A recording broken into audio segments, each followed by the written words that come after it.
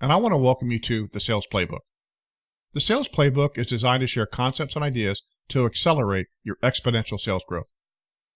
In our last playbook, we stated that the key to exponential sales growth is positioning. If you position yourself properly in all phases of the sales process, you will be wildly successful. In this edition of the Sales Playbook, we're going to talk about prospecting through positioning. Imagine for just a second if you had a pipeline that was overflowing with highly motivated, highly qualified prospects. What impact would that have on your business?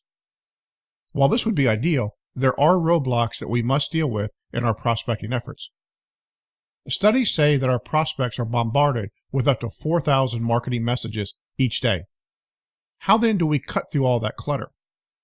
With the advent of caller ID, many of the prospects you're trying to reach by phone will not answer if they don't recognize your number. And when you leave a voicemail message, your prospects typically delete them within 3 to 4 seconds if they don't recognize who you are. And add to this is the fact that many of the prospects you're targeting are happy with their current provider, aka your competition.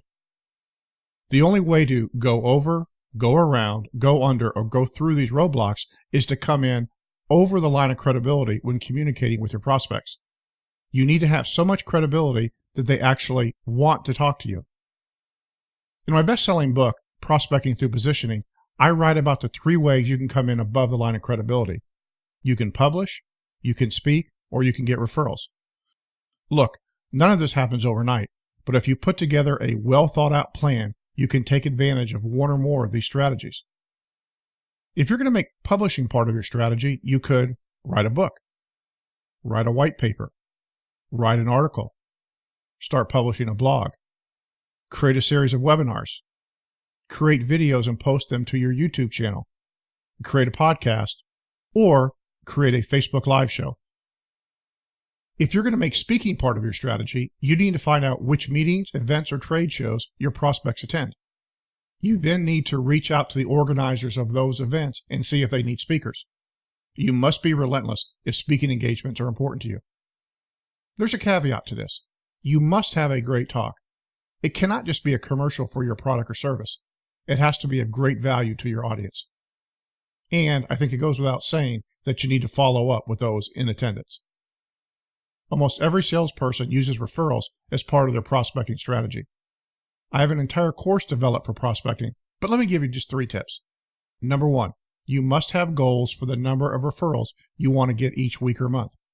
If you don't have goals, it's next to impossible to be consistent in getting the number of referrals you need to fill your pipeline. Number 2, take time to identify and develop your COIs. Add value to the relationship before you start asking for names. And number 3, make it easy for your centers of influence to introduce you. What I mean by that is don't ask the lame question, who do you know that could use my services? Instead, identify prospects you're targeting that you believe have a relationship with your COI and ask for information specifically about those prospects. If you're looking for more ideas in the areas of publishing, speaking, and referrals, pick up a copy of my book on Amazon. I go into great detail in all of these areas. Thanks for taking time for this edition of the Sales Playbook.